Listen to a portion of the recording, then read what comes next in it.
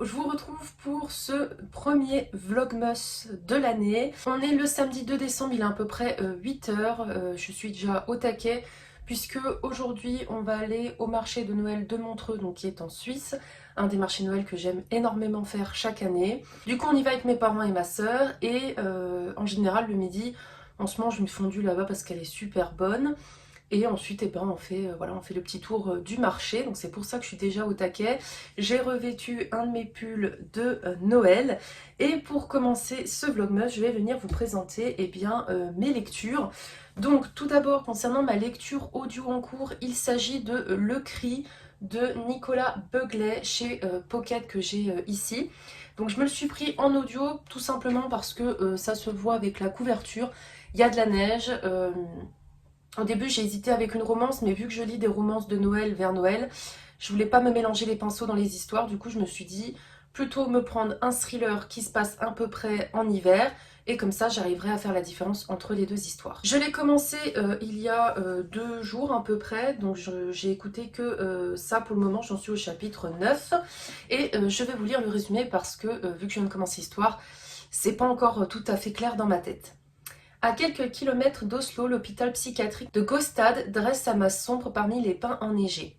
Appelée sur place pour un suicide, l'inspectrice Sarah Geringen pressent d'emblée que rien ne concorde.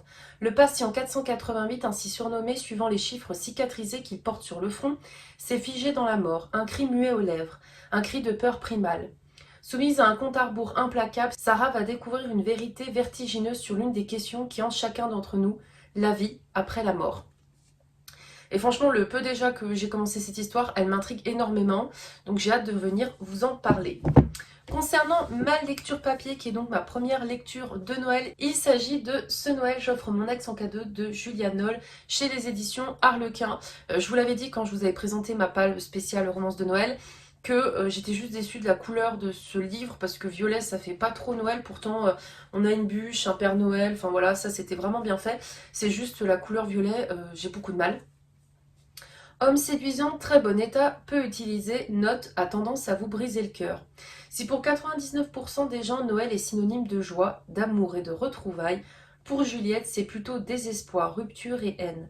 Depuis que Colin l'a quittée par message sans aucune explication le jour de Noël, 6 ans plus tôt, elle déteste cette période.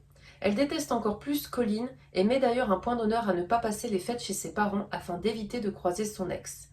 Mais cette année, à court d'excuses pour esquiver le rendez-vous familial, elle s'est retrouvée coincée. Et son pire cauchemar est en train de devenir une réalité. Propulsée remplaçante officielle de sa grand-mère au comité d'organisation du concours du plus beau village de Noël, Juliette découvre que son coéquipier n'est autre que Colin.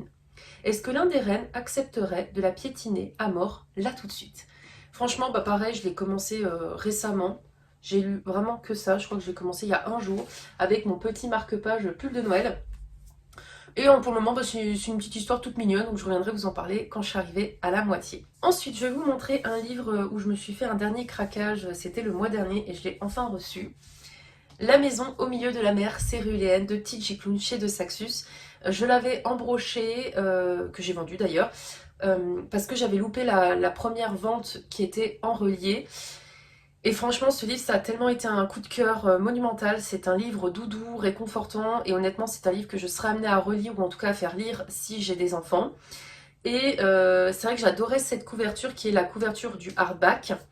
Et là, en fait, c'est la couverture de la jaquette, mais on a déjà un jaspage ici qui est juste vraiment sublime.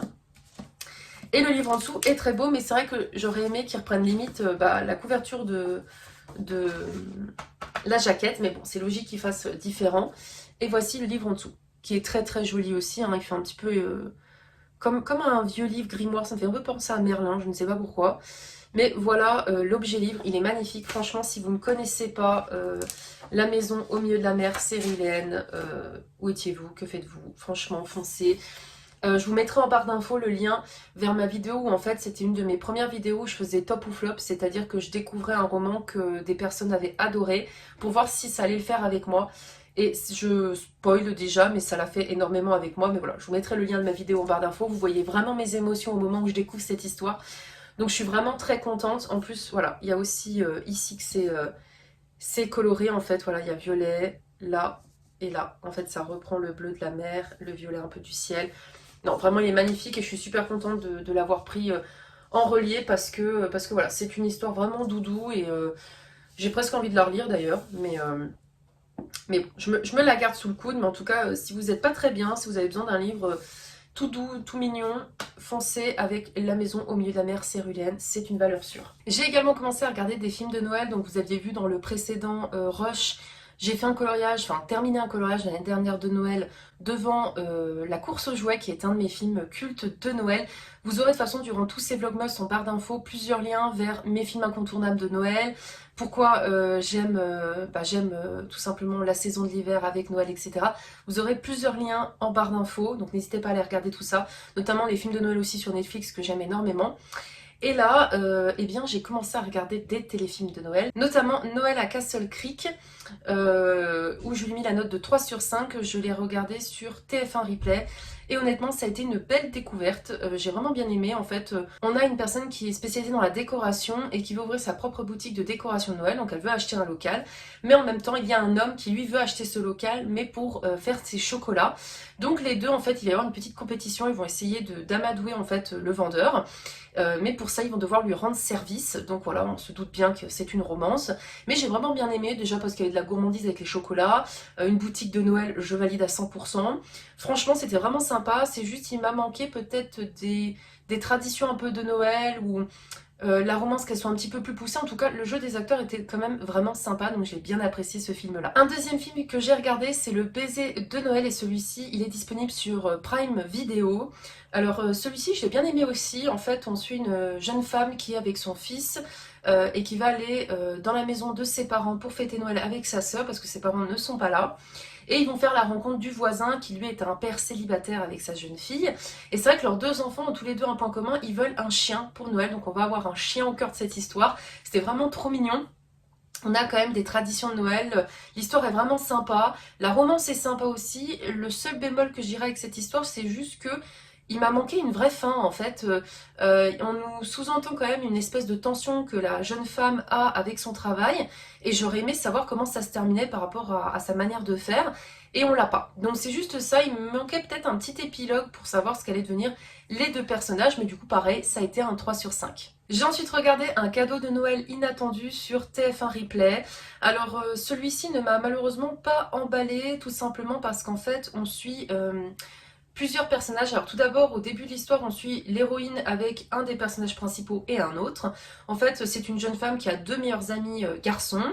Il va y avoir un drame et elle va se retrouver avec un seul des deux garçons qui en plus c'est un peu son crush parce que voilà, elle l'aime mais lui ne sait pas, il croit qu'elle aime un autre homme. Et elle va essayer de faire une bonne action à Noël puisque quelqu'un lui a laissé un message sur son répondeur, un message d'amour de Noël, en donnant rendez-vous à une personne, sauf que la personne s'est trompée parce que c'est pas elle. Donc elle va essayer de retrouver qui est censée être la destinataire de ce message, et du coup elle va se faire aider de son fameux crush. Alors j'avoue, cette histoire, je suis passée à côté. Déjà le thème ne m'a pas transportée.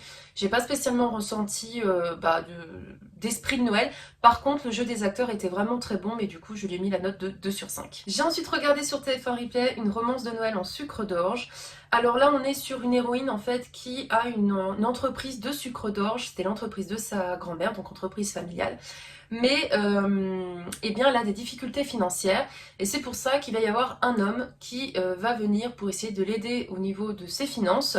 Mais il va y avoir forcément un peu de remue-ménage, mais en tout cas, il y avait la gourmandise, il y avait de la tradition de Noël.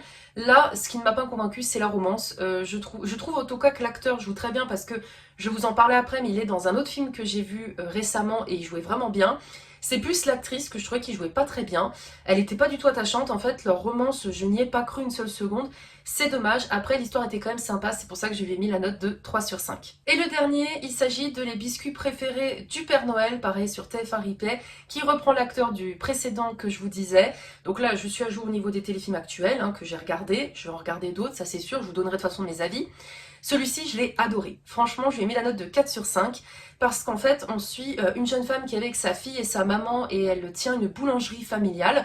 J'aime bien les histoires avec de la bouffe, vous l'aurez compris. C'est pas pour rien que je m'appelle les lectures sucrées en fait. Et du coup, bah, c'est vrai que c'est assez sympa parce que bah, voilà, elle aime ce qu'elle fait. Alors pareil, elle a un petit peu des difficultés financières, mais elle peut compter sur sa petite fille qui va demander au Père Noël bien d'aider sa maman. Et bizarrement, plein de choses vont s'imbriquer pour aider sa mère. Et en même temps, elle va faire la connaissance d'un jeune homme qui arrive et qui lui, par contre, voudrait bah, reprendre sa boulangerie, mais pour en faire un complexe hôtelier assez haut de gamme. Donc le but un petit peu bah, de cet homme, c'est que bah, l'entreprise pour laquelle il travaille rachète beaucoup de boutiques de ce village-là. Mais il va bien sûr se rendre compte que voilà, il y a des traditions, la famille elle est heureuse dans cette boulangerie, donc voilà, ça va remettre un peu en question pas mal de choses pour lui. Et c'est vrai que cette histoire était vraiment très jolie, déjà les acteurs jouent super bien, le duo pour la romance a très bien fonctionné. Comme je vous dis, l'homme joue vraiment bien, c'est pour ça que dans le précédent c'était plutôt la femme qui me posait souci. Là, l'actrice féminine et l'acteur masculin réunis ensemble, ça fait une romance qui fonctionne vraiment bien. Il y a des traditions de Noël, je trouvais que tous les acteurs aussi un peu secondaires, notamment la maman de la jeune femme, jouait vraiment très bien. On avait vraiment un passage un peu émotion qui était là et qu'on ressentait facilement.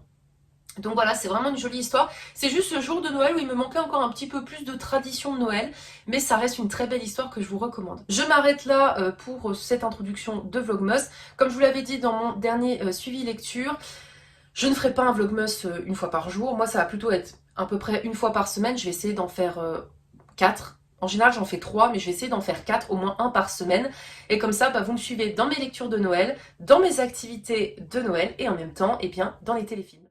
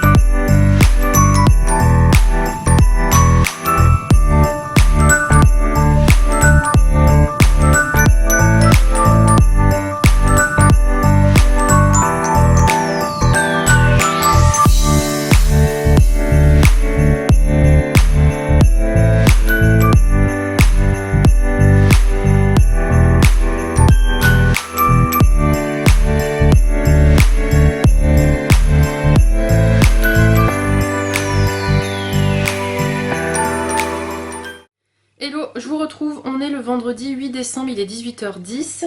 Je vais me dépêcher parce que je vais aller rejoindre Fanny pour un live à l'improviste. Je reviens parce que j'ai terminé de lire Ce Noël j'offre mon ex en cadeau de Julia Knoll, qui était donc ma lecture papier en cours, ma première lecture de Noël pour cette année.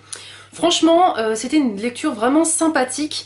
En fait, on suit Juliette qui est amoureuse de Colin. Ils vivent tous les deux à Valmont. Alors ça me faisait rire parce que c'est pas très loin d'Albertville. J'ai pas vérifié si c'était une ville qui existait ou pas, mais en tout cas Albertville je connais très bien, c'est pas très loin de chez moi. Enfin en tout cas c'est dans ma région quoi. Et tous les deux ils vivent ensemble à Valmont et ils sont amoureux. Sauf qu'il va se passer quelque chose et on va les retrouver 6 ans plus tard et ils se sont séparés entre temps.